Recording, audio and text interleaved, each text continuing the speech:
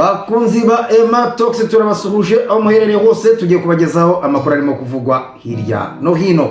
Turi ku itariki 28 z'ukwezi kwa 8 2025 dore amwe mu makuru tugiye kubagezaho. Hano mu Rwanda i Musanze urujijo ku mwana w'umunyamakuru bazatsinda basanzwe yapfuye. Turaza kubabwira kandi ko abarenga 2000 batsinze neza ibizamini bya leta mu cyiciro rusange bagiye kwishyurirwa muri TVET. Muri Repubulika ya Demokarasi ya Kongo iminembwe habyukiye imirwano ikaze irimo igitero cya drone kibasiye abasivile b'abanyamurenge. General Makenga yatangije police kabuhariwe ya M23. Tabombeki ashaka guhuriza ubutegetsi bwa RDC n'ababurwanya mu biganiro by'amahoro. Turaza kubabwira kandi ko Balthazar Engonga wafatanywe amashusho 400 y'abagore basambanye yakatiwe gufungwa imyaka 8. Abanyamerika bamaze guhabwa impushya 7 zo gucukura amabuye arimo lithium hariya mu gihugu cya Repubulika Iharanira Demokarasi ya Kongo. Nandi makuru menshi arambuye mu kanya turaje tuyabagezeho. Ngende Emmanuel Shimimana. Emma Talks, ijwi ry'amakuru y'ukuri n'ibiganiro. Mu makuru yacu arambuye reka duhere kuri aya ngaya arimo guturuka ari Musanze avuga ku rujijo rw'umwana w'umunyamakuru bazatsinda wasanzwe yapfuye. Umwana w'abanyamakuru barimo bazatsinda Jean Claude ndetse na Nyirandikubwimana Janvier kuri wa gatatu tariki 27 Kanama yasanzwe iwabo yapfuye. Ku gicamunsi cyo kuri wa gatatu nibwo uyu mwana w'umuhungu wari ufite imyaka 12 y'amavuko yasanzwe aziritse kuri grillage z'idirishya yo mu gipangu umuryango we utuyemo mu murenge rero wa Cyuve mu karere ka Musanze. Uyu mwana yasanzwe ahambirije igitenge. Nyina rero umubyara niwe wamubonye bwa mbere ubwo yageraga mu rugo avuye mu kazi. Si umubyara we yari yagiye mu kazi ntabwo yari ahari. Ababonye umurambo w'uyu mwana wari uri bavuga ko wari wegamye ku idirishya ibirenge bye bikandagiye hanze. Umunyamakuru rero wabwiza wageze aho byabereye yasanze hari abaturage benshi bari bashungereye, abenshi bari bafite agahinda ku maso mu gihe hari n'abari barimo guta amarira ku maso yabo.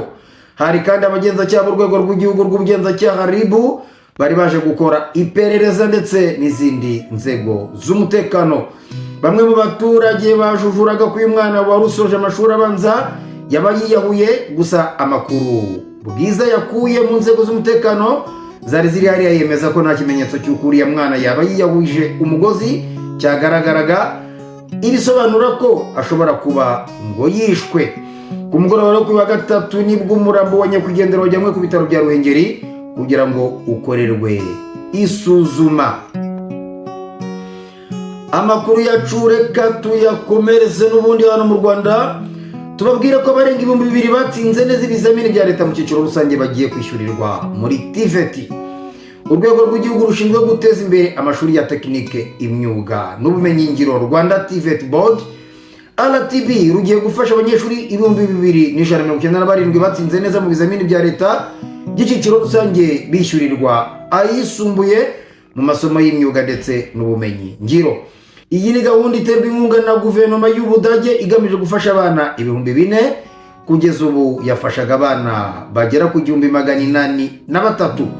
Abana rero bazahabwa ubufasha hagendewe ku manota bagize mu kizamini cya leta gisoza icyiciro rusange ndetse n'imibereho y'imiryango yabo, kuko iyi gahunda igamije gufasha abana baturuka mu miryango idafite amikoro ahagije nk'uko umuyobozi mukuru wa RTB Paul Umukunzi yabivuze. Mu magambo yagize ati RTB izahitamo abanyeshuri bashyizwe mu myanya na NESA hashingiwe ku manota yabo yo mu ishuri ndetse n'imibereho y'imiryango yabo. Abanyeshuri bazahabwa buruse bazahitamo gukurikira amwe mu masomo 18 yo muri TVET bemerewe arimo ubuhinzi, ubuzima bw'amatungo, electronique n'itumanaho, telecommunication, ibijyanye n'inganda, amashanyarazi, gutunganya imbaho, amashyamba, amazi, ibiribwa ndetse n'ibindi. Reka tuve hano mu Rwanda twerekeze muri Repubulika ya Demokarasi ya Kongo tubabwire ko iminembwe habyukiye imirwano ikaze irimo igitero cya drone kibasiye abasivile. Kuri uyu wa kane kuva mu rukerera mu minembwe muri Kivu y'Amajyepfo habyukiye imirwano ikaze irimo n'ibitero birimo icya drone ya FARDC mayimayi FDLR, igisirikare cy'u Burundi n'abacancuro bakoresheje indege itagira abaderevu mu gushyigikira ingabo ziri ku butaka. Imirwano ikaba yari ikomeje ubwo twari turimo gutara iyi nkuru. Itangazo ryashyizwe ahagaragara n'umutwe wa twirwanaho uvuga ko saa 7 z'igicuku kuri uyu wa kane ku itariki 28 Kanama aribwo drone yagabye igitero ku basivile bo muri Rugezi mu majyepfo ya Minembwe, aho bivuga ko aka gace kagoswe n'imitwe itandukanye ikorana na guverinoma ya Kinshasa, ndetse icyo gitero cya drone kikaba kibasiye n'ivuriro ry'aho ngaho. Twirwanaho yagize iti nk'uko twabitangarije mu itangazo ryashyizwe ahagaragara ubushize, kuri uyu wa kane tariki 28 saa 8 igitero cy'indege zitagira abapilote cyagabwe ku baturage i Rugezi mu majyepfo ya Minembwe kibasira n'ikigo nderabuzima. Uyu mutwe uvuga ko iki gitero cya gisirikare cyakozwe n'abacancuro bakodeshejwe n'ubutegetsi bwa Kinshasa kugira ngo batange inkunga y'ikoranabuhanga ku ihuriro rigizwe na FARDC, ingabo z'abarundi FDLR n'inyeshyamba z'abazarendo ziyobowe n'umugizi wa nabi uzwi cyane w'umumayimayi witwa William Amuri Yakutumba. Biravuga ko mbere y'igitero rero itumanaho rya telefone ryose ryaciwe nkana muri Minembwe.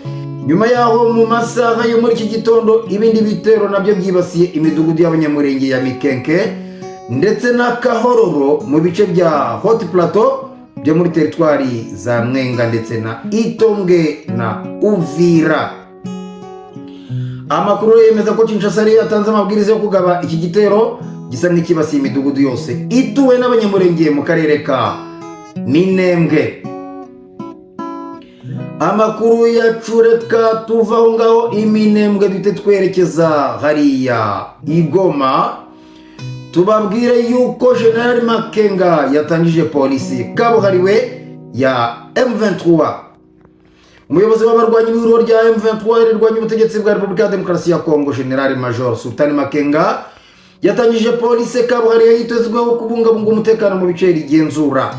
Abapolisi rero ba M23 bahawe ubumenyi mu bijyanye no kubungabunga umutekano wo mu baturage wo mu muhanda, gukumira imyigaragambyo no kugenza ibyaha. Bahabwa ibikoresho bazifashisha mu kazi kabo bya kabuhariwe. Mu muhango wo gutangiza uru rwego, General Makenga yagaragaje ko rugomba kurangwa n'imikorere itandukanye n'ubwo ubutegetsi bwa RDC rwamunzwe na ruswa, ibiyobyabwenge no gukoresha nabi inshingano rufite. Mu magambo yagize ati mbasabye kuba polisi itandukanye n'indi polisi duhanganye nayo, itandukanye na ziriya ngabo duhanganye zitubahiriza inshingano, zikubita abantu, zica, ziba, zamunzwe na ruswa, zivangura abaturage. Iriya ntabwo ari polisi. General Makenga yakomeje ati ni ngombwa ko polisi igira imyitwarire myiza yo ku rwego rwo hejuru ikihanganira byose. Muri ndorerwamo rero ya polisi y'umutwe wacu mugomba guha abaturage icyizere, bakabona ko mufite itandukaniro. Mube polisi y'abaturage, ntibababone ngo biruke babasange, ahubwo mubafashe. Thabo Mbeki ashaka guhuriza ubutegetsi bwa RDC n'ababurwanya mu biganiro by'amahoro. Umuryango wa Thabo Mbeki wayoboye Afurika y'Epfo kuva mu 1999 kugeza 2008 watumiye abo mu butegetsi bwa Repubulika ya Demokarasi ya Kongo n'ababurwanya mu kiganiro cy'amahoro. Uyu muryango uteganya ko ibi biganiro bizaba mu gihe cy'inama ngarukamwaka y'amahoro y'umutekano wateguye, ikaba izabera muri Afurika y'Epfo kuva ku itariki ya 3 kugeza ku itariki ya 6 z'ukwezi kwa 9. Abatumiye muri ibi biganiro barimo abagize guverinoma ya RDC, abakorera mu biro bya Perezida Tshisekedi mu mujyanama we Desire Kashmir, Ebelande Kolongere, Joseph Kabila wayoboye iki gihugu, Moise Katumbi, Vital Kamerhe, Martin Fayulu, Corneille Nangaa uyobora ihuriro rya AFC 23, Thomas Lubanga abo muri societe civile ndetse n'abanyamadini. Bigaragara ko rero ikigamijwe muri ibi biganiro ari ugufasha ubutegetsi bwa RDC n'ababurwanya gukemura amakimbirane yatewe n'ibibazo byinshi biri muri iki gihugu, birimo ibijyanye n'umutekano, ubukungu n'imibereho y'abaturage. Mu gihe rero leta ya RDC n'ihuriro rya M23 bikomeje guhangana, Mbeki yagaragaje kenshi ko umuti w'aya makimbirane atari ugukoresha intwaro, ahubwo ko ari ibiganiro bya politike biganisha ukubahiriza amasezerano yasinywe mbere. amakuru yacu reka tuyakomereze kuri aya ngavuga ko Balthazar Engonga wafatanywe amashusho 400 y'abagore yakatiwe gufungwa imyaka 8. Balthazar Ebange Engonga ukomoka muri Guinée Equatoriale yahamejwe ibyaha byo kunyereza umutungo wa leta no kugira uruhare mu byaha bya ruswa, ahanishwa gufungwa imyaka 8 n'izabu ya miliyoni 125 z'amasefa, akaba miliyoni 320 z'amanyarwanda. Balthazar wari umuyobozi w'ikigo cya Guinea Equatoriale gishinzwe gukora iperereza ku mikoreshereze y'imari yamenyekanye cyane mu mpera z'umwaka ushize ubwo yatabwaga muri yombi nyuma yo gufatanwa amashusho arenga 400 y'abagore baryamanye mu bihe bitandukanye barimo n'abakomeye. Aya mashusho yatahuwe ubwo yakorwaga iperereza ku byaha byo kunyereza umutungo mu bikorwa byo gusaka mu rwiwe no mu biro, basanga hari CD n'ibindi bintu biriho amashusho arenga 400 y'abagore bagiye baryamana nawe. Urubanza rwa Balthazar yaregwagamo rwari rurimo abayobozi benshi bakoreraga urwego rushinzwe ubwishingizi no guha ubwishingizi ibigo bitanga serivisi z'ubwishingizi. Uyu mugabo rero akaba yakatiwe imyaka 8 yose, ubwo akaba agiye kuyikora yitonze kandi akayikorana ubushishozi kugira ngo niba ngombwa azagabanyirizwe igihano. Reka aya makuru yacu tuyakomereze kuri aya ngaya arimo kuvuga ko Leta Zunze Ubumwe za Amerika zaba zamaze guhabwa impushya 7 zo gucukura amabuye arimo lithium.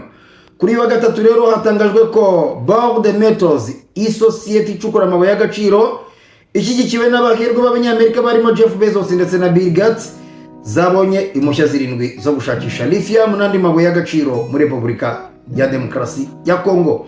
Biravuga ko igihugu cya Repubulika ya Demokarasi ya Kongo cyasinyanye amasezerano na Cobord muri Nyakanga yemerera iyi sosiyete y'abanyamerika gutangiza gahunda nini yo gucukura amabuye y'agaciro.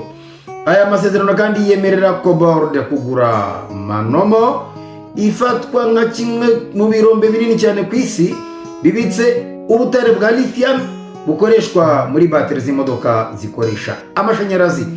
Aba bagabo rero nk'uko mubizi bakaba ari abashoramari, kandi bano bagabo bakaba barimo gushakisha hasi no hejuru kugira ngo bashobore kubona amabuye y'agaciro muri Repubulika ya Demokarasi ya Kongo, hanyuma bashobore kwikorera bateri, bityo bashobore kuba bagira gutya bagakomeza kuzamura ubukungu bwabo. Reka bari badukurikiye mwese tubashimire, mukomeze kugubwa neza, Imana ikomeze yivange mu byanyu kandi mukomeze guhaha muronke aho muherereye hose.